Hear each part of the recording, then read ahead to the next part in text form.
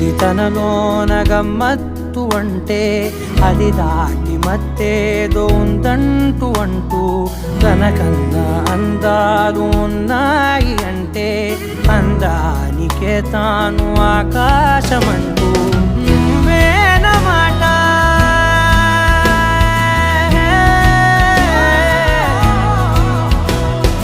నువ్వేనమాట వినకుంటే మనసా తానేని మాట వింటుందా ఆశ